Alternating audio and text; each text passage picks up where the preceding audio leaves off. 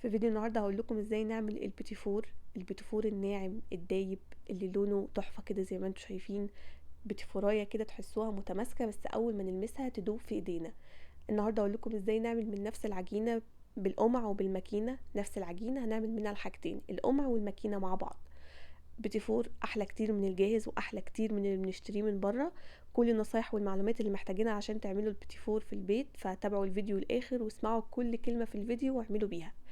كل المقادير الجايه اللي انا هقولها مقادير نص كيلو من الدقيق. اول حاجه الزبده، 350 جرام من الزبده بدرجه حراره التلاجة.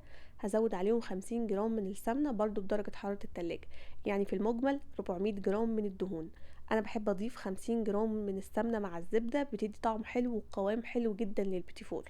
هنزود على الزبده السكر البودره، 160 جرام من السكر البودره اللي هما بالاكواب المعياريه كوبايه. يفضل ان احنا نستخدم سكر بودرة جاهز، لان الجاهز بيكون مضاف ليه حاجات بتخلي القوام بتاع نواعم العيد كلها احسن كتير. هنضرب السكر والزبدة والسمنة دول مع بعض الاول على سرعة هادية، سواء في العجانة او بمضرب الكهرباء، لحد ما الاتنين يمتزجوا مع بعض كويس جدا. وبعد كده نعلي السرعة لحد ما يبقوا عاملين زي الكريم شانتيه. كل شوية كده بوقف وانزل الجوانب عشان اتأكد ان كل المكونات امتزجت مع بعض. هكتب لكم كل المقادير بالجرام والكوبايه تحت في اول كومنت لو حابين ترجعوا له. بس طبعا انصحكم جدا تستخدموا الميزان، بيكون ادق كتير من الاكواب المعياريه. فضلت اضرب في السكر والزبده والسمنه مع بعض لحد لونهم بقى فاتح زي ما انتم شايفين، تقريبا 7 دقايق ولا حاجه. بعد كده بوقف وازود البيض بيضه بيضه. هنستخدم 3 بيضات، بنزود واحده واحده ونضرب لحد ما الاولانيه تختفي ونزود التانية، وهكذا لحد ما نخلص ال3 بيضات.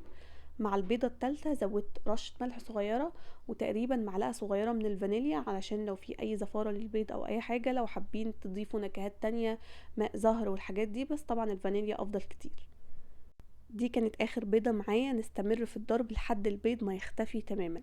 عايزة اقول لكم ان في ناس بتستخدم صفار بيض فقط، انا شخصيا بفضل استخدم البيضة كاملة. الصفار بيدينا بتفراية طعمها حلو وفي نفس الوقت غنية، والبياض بيدينا بتفراية خفيفة كده وملهاش وزن. فانا شخصيا بفضل استخدم البيض كامل زي ما هو، بس لو حابين تستخدموا او متعودين تستخدموا الصفار بس اعملوا كده. استمريت في التقليب او في الضرب لحد ما البيضة اختفى تماما. هنا بقى هنزود الدقيق، نص كيلو من الدقيق، 500 جرام بالاكواب المعيارية، 3 اكواب ونص.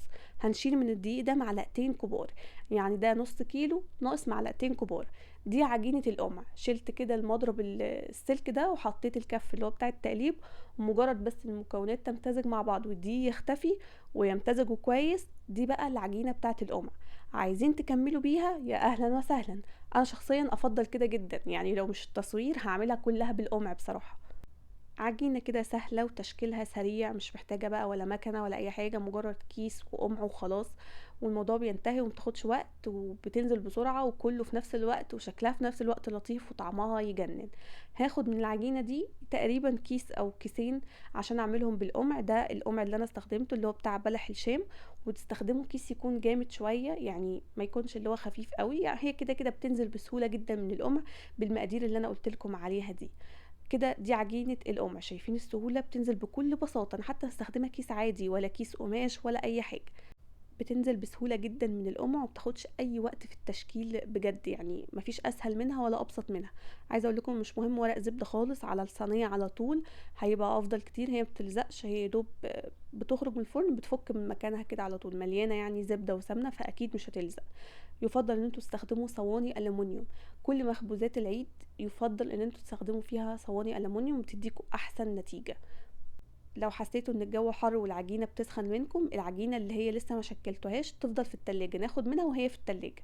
وكمان الصاج اللي شكلتوه ده مثلا لو حسيتوا ان هو سخن او بدأت تسيح معاكم، دخلوها التلاجة 5 دقايق قبل ما تدخل الفرن.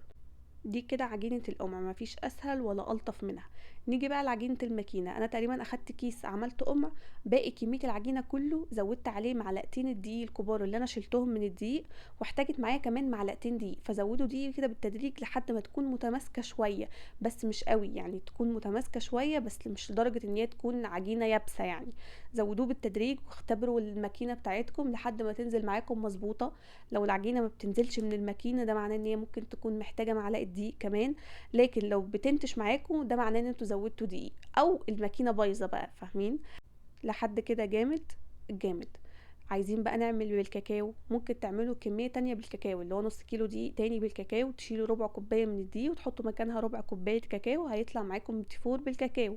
طيب لو عايزين نفس العجينة دي نعمل منها بالكاكاو، نعمل ايه؟ سواء قمع او ماكينة على فكرة، قبل ما نزود دقيق او بعد ما نزود دقيق ايا كان، بناخد كاكاو على قد كمية العجينة اللي انتوا بتعملوها، ندوبه في معلقة زبدة سايحة او سمنة سايحة، ندوب الكاكاو كويس جدا لحد ما يبقى سايل، بعد كده نزوده على العجينه. ما ينفعش نضيف كاكاو بودره كده على العجينه على طول، لازم ندوبه في معلقه زبده سايحه الاول، وبعد كده نزوده على العجينه، هيطلع معاكم عجينه كاكاو عادي جدا ولا هتفرق في اي حاجه. نتكلم بقى شويه عن التسويه.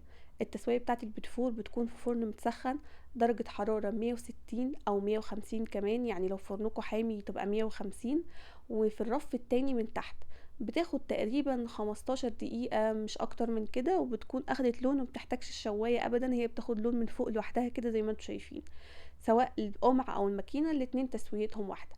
طيب لو ساحت منكم جوه الفرن، ده معناه ان انتوا سبتوا العجينة تسخن او العجينة فيها سكر كتير. فلو السكر بتاعكم مظبوط، يبقى العجينة تدخل التلاجة او الصاج اللي فيه العجينة يدخل التلاجة الاول قبل ما يدخل الفرن. طبعا بقى مش محتاجة اكلمكم عن ريحته، وبجد قد ايه خفيف هش كده وفي نفس الوقت مش تقيل، تاكلوا منه كتير كده وانتوا مش حاسين بجد. لازم تجربوا الطريقة دي، انا عملتها السنة اللي فاتت وصورتها لكم تاني، اتمنى تجربوها وتطلع ناجحة معاكم وتعجبكم، واشوفكم ان شاء الله على خير قريب في فيديو جديد.